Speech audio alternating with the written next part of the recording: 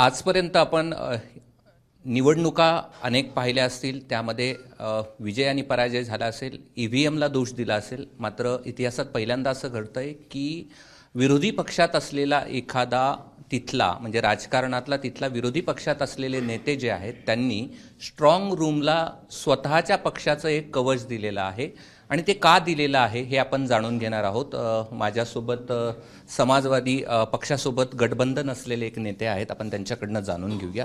आप मुझे बताइए कि पहली बार ऐसा हो रहा है कि स्ट्रॉन्ग रूम को किसी विपक्ष ने अपना खुद का संरक्षण दिया है, ऐसा क्यों? पंचायत चुनाव में भारतीय जनता पार्टी की सरकार में पंचायत चुनाव हुआ. उस पंचायत चुनाव में इतनी बड़ी धांधली हुई कि पर्चे फाड़े गए, चीरहरण हुआ. एक महाभारत में चीरहरण हुआ था और भारतीय जनता पार्टी की रामराज में दो चीरहरण हुआ. तो उनसे विश्वास जनता का उठ गया था. और जो बनारस की घटना हुई EVM को लेके, चुनाव आयोग की गाइडलाइंस है पूरे देश के लिए कि स्ट्रांग रूम के आसपास या स्ट्रांग रूम से कोई भी EVM आप दूसरे स्थान पे स्थानांतरित करते हैं तो वहां के चुनाव लड़ने वाले प्रत्याशियों को सूचना, पार्टी के जिलाध्यक्ष को सूचना. तो जरा घटना बताइएगा, क्या हुआ था? घटना में बता रहा हूं. और पूरी सिक्योरिटी के साथ उस EVM को दूसरी जगह ले जाने की गाइडलाइंस चुनाव आयोग ने किया. लेकिन वह बनारस के DM ने बगैर तीनों प्रक्रिया पूरा किए ना तो किसी को सूचना दिया, प्रत्याशी को, ना जिलाध्यक्ष को, ना पूरी सिक्योरिटी को. गाड़ी भेज दिया एक मैजिक, उस पे EVM लदवा दिया, बोरा से ढकवा दिया. और गाड़ी लेके वो जब उस कक्ष से निकला ड्राइवर, तो ड्राइवर से लोगों ने, जो पहले से निगरानी के लिए वहां बैठे हुए लोग थे, उन लोगों ने पूछा कि ये गाड़ी किस कैसी है. तो वो कह दिया कि हम सब्जी लेके जा रहे हैं. तो पीछे से दो लड़के तब तक चढ़ गए, चूंकि पहले से अंदेशा था कि लोग गड़बड़ी करेंगे. तो लड़के चढ़ गए, तो बोरा उठाए तो देख रहे हैं तो नीचे जो है EVM. तो लड़कों ने हल्ला किया. उसके बाद उसको जो है तुरंत फेसबुक लाइव दिखाना शुरू कर दिया, वीडियो बना लिया. अब उसके बाद मामला तुल पकड़ा. जब तुल पकड़ा मामला, तो फिर सवाल खड़ा होता है DM के ऊपर, कमिश्नर के ऊपर, कि आपने बगैर सूचना के वहां से EVM मशीन चाहे खाली हो चाहे कोई भी हो, आपने क्यों उठवाया? अगर उठवाया तो प्रत्याशी को, जिलाधिकारी को, जिलाध्यक्ष को, और आप पुलिस कस्टडी में एक गाड़ी आप पुलिस की लगा देते. वहां सिक्योरिटी वहां आपके अभी चुनाव कराने वाले सब लोग उधर हैं, उनके माध्यम से आप ले गए होते तो कोई कुछ नहीं बोलता. लेकिन जिस तरह वो गाड़ी जा रही थी, वो उस पर शक होना लाजिमी है. लेकिन आप इतना चेक कर रहे हैं कि कोई ऑब्जर्वर या कोई कलेक्टर भी वहां, उनकी भी गाड़ी अगर आती है तो उसको भी आप चेक कर रहे हैं? भाई, हमको विश्वास नहीं है इस सरकार में. अधिकारियों के ऊपर विश्वास बहुत से लोगों पे नहीं है.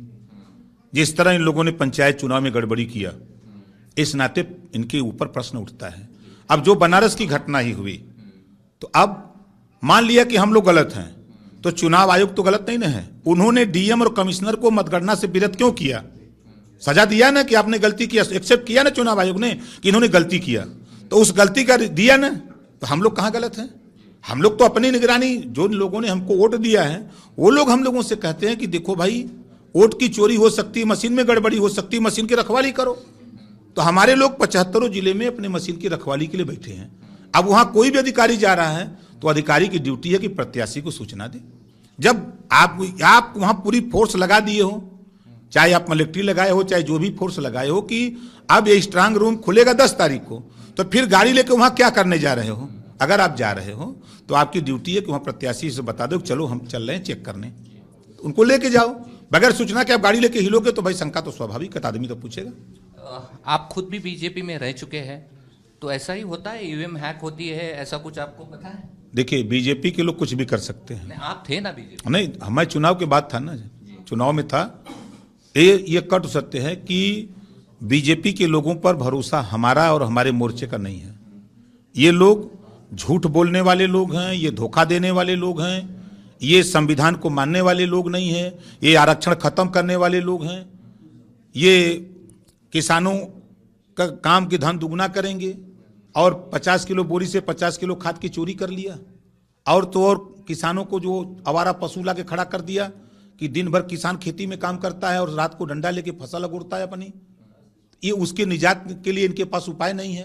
तो इससे सारे लोग हम लोगों से कहते हैं कि आप लोगों के साथ हम लोग हैं, आप लोग बस मशीन की निगरानी करो ताकि ये चोरी न कर पावे।